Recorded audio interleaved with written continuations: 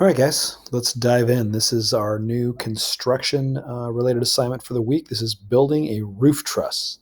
So let's dive in. This is the finished one in front of you right here. This is what the screenshot that I gave you shows. So that's what we're going to make here real quick. Let's go ahead and do that. I forgot when I turn this on, it messes up my view stuff.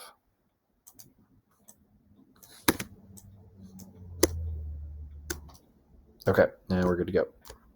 So let's move that aside. First, we're going to build that roof joist down there at the bottom, and everything we're building is a 2x4. So pretty simple.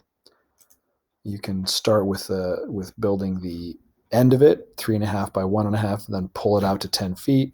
I'm going to just build the front view.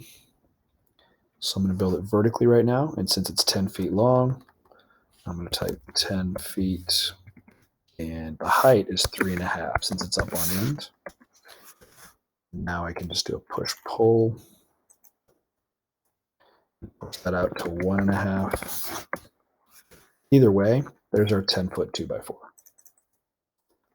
Okay, you should pause, get your 2x4 built if you're not here, and then come back to me in a sec. All right, now let's get going on our truss. We're going to build a truss that's also 10 feet right across the top of this. But we're only going to do half the truss as a big triangle, and then we'll just copy and move it and rotate it. So let's start by just creating a basic triangle. We're going to just do it as a face, and then we'll push-pull it to give it that extra bit of thickness at the end. So we'll start here on the edge, and I'm looking for the midpoint of this 10-foot. So I think we're right there, midpoint. So there's my first line, and now I'm going to go up.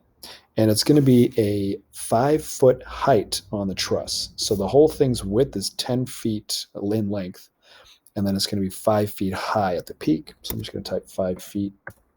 There you go. And finish connecting our dots.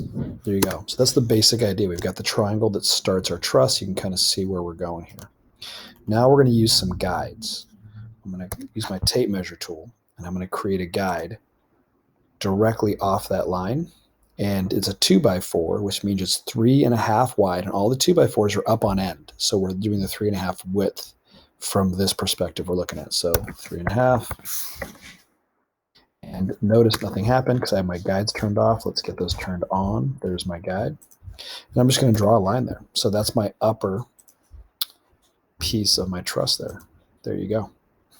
Okay, now we're going to have a vertical one as well. But because we're going to copy and rotate this, an important thing to understand here is that I'm not going to go 3.5 out with this guide because I'm going to flip and rotate. So I'm basically doing half of the 2x4. Then when we flip and rotate, the other half from the copy is going to be created, and we'll just erase the line down the middle. So what's half of a 2x4? Well, 2x4 is actually 3.5 wide. So what's half of 3.5? You tell me. Half of 3.5. Okay, let's see if you're right. First, just take half of the 3. Half of 3 is 1.5. Now we have the extra ½ inch left over. What's half of a half? It's a fourth. So we have 1.5 from the 3. We have a fourth from the extra half. Add those together, you get 1 3/4. So let's make it 1 3/4, and there we go. Why am I not getting a guide? Did I turn them off again? Nope, they're on. Why am I not getting my, there we do it again. There we go. So we'll have our line there.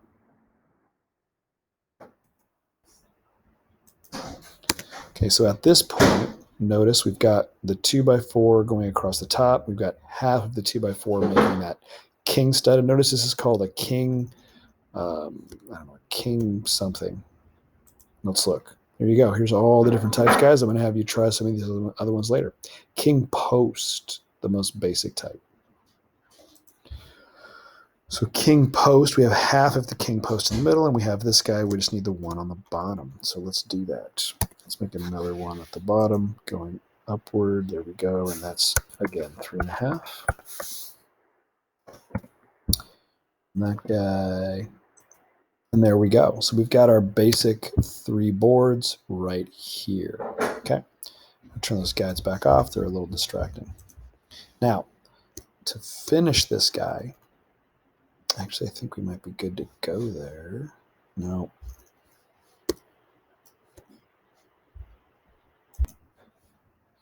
All right, just pause for a second there, guys. We're going to leave that just as it is. This is slightly different than the screenshots, or I don't know if I'll change the screenshots or use them, but this example here, there's an overhang at the edge of this ceiling joist where the bottom 2x4 came out to the edge, and then it gets cut away by this diagonal piece of the truss coming out. And it was changed just now, but I like the change. I think it makes life easier for you guys. So do it this way. I think it'll make your life easier as you build. You can just have this. And by the way, if you do the other version, that's fine. Either way is fine. But this will make your measuring easier for your slope later. So you can just pull out the 2x4 on the vertical and then draw in the bottom 2x4 later, and it'll all meet at the corner, and that's totally fine. So notice now we've got all three of them. We can just select and get rid of the center, and we're most of the way there. Now I'm just going to go ahead and give some thickness to each of these pieces, push them out to make them into 2x4s. And notice, make sure you've got the bottom ceiling joist that we created this is sitting on. That's grouped, but all these faces are not grouped yet. We'll group those in a sec. So we're going to go ahead and push-pull these guys. Now I noticed something, and it's happened in the past as well, and I didn't know how to fix it, but I figured it out today. Notice here my push-pull, I'm losing the front face. It's kind of open and lost, and that's frustrating. Easy fix to that. I've done a single click to start my push-pull. If I hit my Option key, it fills in that front face, and I can still do my push-pull, okay? It may be the Control key for you on a Chromebook. It may still be the Option key. Try either one. Single click to start, and then you can click, and it'll fill in that face for you. I'm just going to do that for all the pieces of my truss here. And remember, you only have to touch any line that's on that plane you're going to. Okay. Notice as soon as I grab the outside edge, it snaps too. But again, I'm missing the front face. So I hit Option and then just kind of move my mouse a little, and it pops back in, and there you go. We'll do that last one over there for the center. And again, move it to the edge. You can see the front face is missing again. Hit Option. Move my mouse, get it to snap to that line, and there you go. Okay, so we've got our three pieces of our truss. So now we can triple click. I'm going to right click and group it. So now it's a single piece, and then I'm just going to move it. And it's really helpful to grab the corner, especially this outside corner. Grab that, move it, copy it, and there you go. Okay, now you can flip it. You can either do a right click and then use flip along. I'll try red. I don't know which one it typically is, so I just pick one and guess. Tried red. Oh, that worked. Okay. Or you can just select it, use move, and if you look up at the top, those little red crosshairs will appear up on top. You can grab those, and those also let you rotate it on center as well, and you'll be good to go either way. Okay, now we're almost done. We need texture. Don't forget, we need to talk about slope and add that stuff. But notice our center 2x4 is actually two little halves of a 2x4. We want to fix that. And it won't let us erase that line right now because that's the outside edge of two different groups. So we're going to select and we're going to explode each of these two groups we made. And now that we did that, everything is just individual again. We can go in with the erase tool, and we can just erase that center line. You can do the same on the back. And now you've got a solid 2x4 there. Triple click, grab the whole thing, regroup it, and there's your joist. That was pretty darn easy. Let's go ahead and put some grain on there. I used this wood plywood knots. Great, I think it looks the most like real wood. But it's rather green, so I select it, and then I go into Home and click on that icon in the Home, and then it'll let you go into here and modify it and change the color a little bit. I like it a little more yellow. There we go. And just to keep things separated, I'm going to make that floor joist, or ceiling joist, excuse me, a different color. just so it's clear that the truss we're making is all the yellow pieces. This is the floor joist on the top of the house you would set it on top of. As you can see, we're pretty close. The overhang's a little different, but I think this idea will probably make it easier for you guys. Now let's talk about slope. So let's put in our 2 dimensions we need. We're going to use our dimension tool, and we're going to go. Remember, dimension only works on corners, so you have to find corners to be able to work it on. So, oh, look at that. How did that work? I've never seen it work on an edge, but it did. So you can do it that way. And then go right to the top edge. And there we go. You can see we've got 5 feet.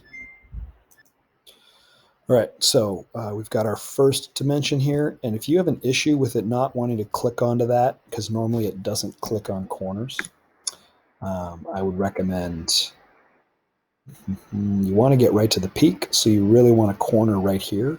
So the easiest thing you could do is you could just draw a line right here on the center of that ceiling joist, which gives you a corner, and you should be able to run your dimension from there. That's probably the easiest way to fix that. All right, now we're going to do it again and go from the very outside corner, because basically we're trying to make a right triangle. We want to know the height piece here. That's going to be our rise. And then we're going to run. I have another meeting starting, guys. I'll be back. All right, I'm back, guys, and hopefully we'll resume, and things will still be making sense here. I believe we just did our rise, so we're going to do our other dimension. And again, we're going to go from right at that point and right over to the south side edge, and then I'm going to pull it up here to make it easy to read. I'm going to pull this one outside to make it also easy to read. And notice what we have now, okay? When we're talking about slope, we've got this idea of a triangle going on. We've got this vertical point right down to the bottom of the truss, and that's 5 feet. We've got the center of the truss out to the outside, which is also 5 feet, which means in ratio, we could think of it as 5 to 5, okay? The first number is rise. That's the vertical here. We can see it's rise. I'll just go over here to show it. The 5 feet is rise. The going across 5 foot is run. And so we could write 5:5, a 5 to 5 ratio. But any slope that's written is exactly the same as a fraction, which means you can reduce it. So anytime we have 5 over 5, we're just saying we have 1 of something. If we have a pizza cut into 5 slices and all 5 slices are there, you have 1 whole pizza. So you can reduce that by dividing out any common factor. 5 over 5 is just 1 over 1. 10 over 10 is just 1 over 1. So because they're the same, 5 over 5, we would reduce that, and we'd write that as a 1 over 1. Okay, so this is a slope of 1 to 1, because we've got rise and run the same. So all we've got left to do is throw in your vocab, and if you know how to do that, you can sign off. If you want some help, there's the text tool. Okay, and notice height 1 foot. Oh, that's way too big. I didn't notice that. I'm going to shrink that down. Let's make that, let's try 6 inches. Make some smaller to begin with. And then text extrusion, how thick they are. I made that 2 inches because normally it's something like 6 inches and it's way too big. Click OK. I'm going to put it right on the front here. Now I want to rotate that up so it goes this way, since the rise is this vertical measurement. Q is my rotate. Okay, or you can use rotate here in the menu. And I'm just going to click once on the corner, once on the edge, and then rotate it vertical. And now M for move. I'm just going to move this out kind of to the side. And I like to use move on corners, move it right to the outside edge. There we go. Let's see. It's a little big. It's kind of in the way of our dimensions. So I'm going to use scale. S is this shortcut for scale. Just click and drag that down so it's a little smaller. I'm going to paint it black so it's easy to see. Boom, done. Look at that. Let's do it again. Text tool right there. This is our run. This is the horizontal going across. Do it again. Stick it right there. I'm going to use move on the corner. Set it right there. And again, it's a little too high. It's in the way of our dimension, so I'll scale it down a little bit. But to be honest, I think I'm just going to move that dimension up. Just go back into the dimension tool, and you can just grab and drag it up. There you go. Let's paint that run. And there you go. It's easy to tell. Let's move that out a hair more. It's easy to tell. We've got a rise of 5 feet. We have a run of 5 feet, which gives us a slope of 1 to 1. Side note, that means on a 90-degree angle, which any right triangle is with rise run, this over here, this angle would be whatever your slope is. And since we're going up and over at the same rate, that'll give us exactly half of a 90-degree angle. Half of 90 is 45. So this is a 45-degree angle that we're creating for this slope. Just side note, it's good for you guys to know. That might come in a future assignment. So our slope for this assignment is 1 to 1. Type that out. I'm going to stick that right out here in air. And then just move it. It can sit right up there. Paint it black, and I think we are done. Feel a little bit like Bob Ross. You guys know who that is? And there you go. There's your assignment.